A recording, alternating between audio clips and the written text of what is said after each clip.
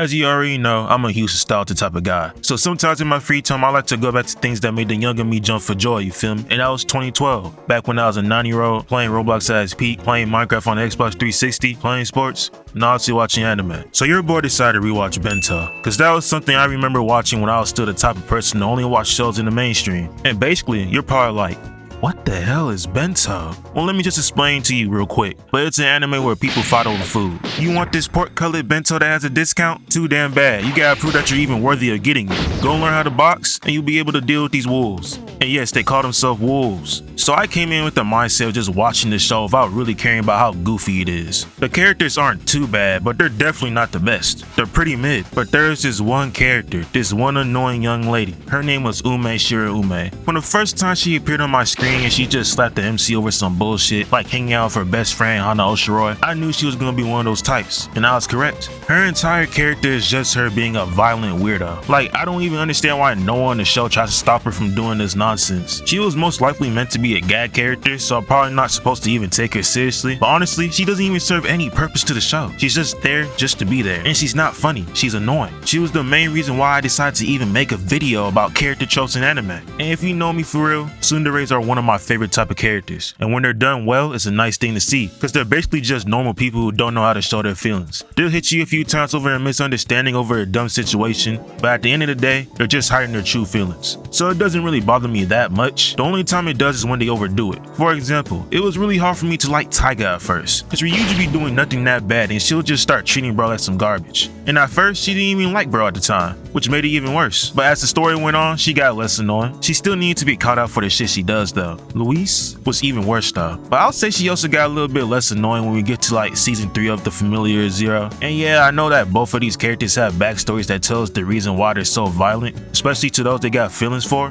but that doesn't stop them from being insufferable to watch in the earlier seasons. These two take this trope to a whole nother level, so it's kind of like a love-hate relationship between the more violent types of tsunderes. I also gotta bring up the super shy, dense MC. You usually find them in different genres like romance, isekais, harems, shit. Sometimes all 3 of these genres are combined into one, and every single time I encounter these oblivious characters, it really makes you want to punch something. I understand that it's easier to write a story when you make your main character lack social awareness, but in my opinion, it just makes things unwatchable, especially if they don't understand that someone is confessing to them. Every time I decide to dive into these specific genres, I'm met with the same character each time. Don't get me wrong though, there are some gems out there. Like Trinity 7, that boy Aruto is actually entertaining and actually says shit that's on his mind, and he can acknowledge the advances of a female character. He's not gonna get embarrassed from little things or shake from fear just by being next to a woman. His character is just a fresh breath of air for that specific type of genre. And it's very possible to have more MCs like this. Even if the story isn't anything crazy, having a protagonist that isn't completely idiotic makes up for it in my opinion. And I also used to hate Uromura from Infinite Stratos, because if you watch just the anime, that boy will make you drop the show, I'm sorry. But from the light novel or the shit I see on the internet, because I'm not really a light novel reader, unless you're talking about Tensura or Classroom of the Elite. I mean, who wouldn't read peak fiction? But it turns out this guy Uromura was a lot more smarter than the light novel, and actually acted stupid on purpose. So sadly the anime fails at showing that to us, so I won't be too hard on bro. We also gotta include the weak loser main characters that never try to better themselves. I'm a huge fan of underdog stories. I like when I see a protagonist that starts off as a bummy loser that always gets disrespected by everyone, and they're just seen as nothing. Cause when they decide to actually better themselves and try to prove people wrong, or they take a different approach to decide to get revenge on everyone who did them dirty, that hits me every time. I love seeing that happen. Like, the reason why we love Deku is cause bro went from this to this. And yes, me and you can agree that this is our GOAT. That boy was a loser but still decided to say Bakugo while being quirkless, met his #1 idol and made a great first impression which allowed him to get one for all. But before he even got the power, that boy had to train for 10 months and work out his body so he doesn't just die from using his new quirk. And look at him now, he's the greatest hero ever. And then you got Kazuya. And to be fair to the creator of Rent a Girlfriend, you can't really make a nigga like this seem cool. I mean, if you gotta pay for a girl to be your girlfriend, I'm sorry, but you're a clown. You're a fucking bot. And sadly, even though I hate the anime, I still had to watch a few episodes just to verify if this dude is really that trash. And oh boy, let me tell you, that boy is worse than trash. I tried so hard to actually give bro a chance, cause there are some times where I actually feel bad for this guy, cause he be overthinking too hard and he's very insecure. But even if he's all these things, he's still the main character, so obviously he's technically still getting some of that. If you know, you know. But he does do like one good thing that deserves some credit. While Chizuru was with her dying grandmother, she wanted her grandmother to see her succeed as an actress. So when she thought it was too late, it turns out that Kazuya actually made a little movie and made sure her dream actually became a reality. This was literally his peak and a very respectable moment. But all of that goes down the drain, especially when bro got bricked up thinking about another man cracking the person he loves. Dude got no self-respect. Yeah, there was a bunch of misunderstandings here and there,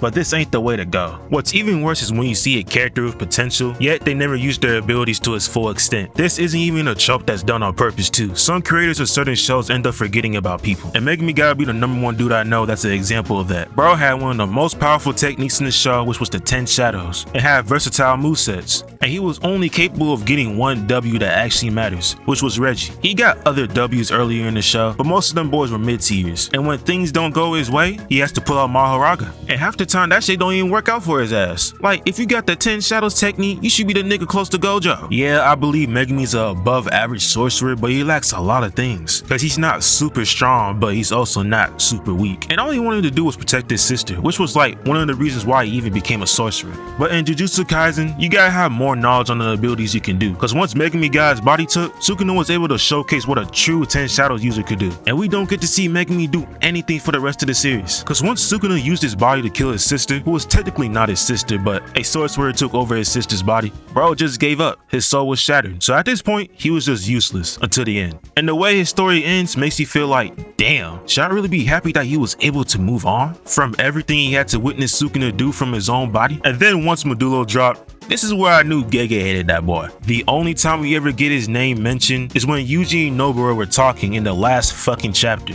What the fuck, bro? Like, JJK is amazing, don't get me wrong, cause that shit got mad influence. Most influential anime of this decade. But there is so much things they could have done, bro. Especially with Megami, cause I feel like his character could have been done a lot more better. Cause when we actually see him use his true potential, it's a beautiful sight to see. And you know what else is a beautiful sight to see? A female character who's well written and isn't just used for fan service. And let's say that sometimes they are used for fan service. As long as that's not the only thing they're good for and they got other qualities in their character, then yeah, I'll get through the show. No big deal. If I get jump scared by some melons, it is what it is, bro. I'm not gonna complain. But Tamaki from Fire Force, yeah. I love Fire Force though. It had one of the best endings in New Gen. But every time I seen Tamaki on the screen, it's always some bullshit happening. And they try to make it justifiable by saying she has the lucky let your lure ability, which is often just used as a joke. And then the creator basically said fuck you guys and gave her the spotlight for one episode where everyone thinks that she's showing her body off on purpose. And then she's like, then let me show you just how powerful sex appeal can be. This episode was just some nonsense. I can't even be mad at that. But let's say I want to recommend Fire Force to people, and then they see shit like this. I'm gonna be given weird looks. And certain people who hate this type of stuff are never gonna give it a chance. But it is what it is. But yeah, even though I complain about this stuff for like 8 minutes, I have a habit of just ignoring all the bad things in shows. And I try to look for the good stuff. Things that I actually care for, because I'm a very positive person. I spread positivity around the world. Wholesome, honest line. God damn, bro, I'm so fucking wholesome. But either way, go check out those 2 videos that just popped up on your screen. All that stuff is peak content, you feel me?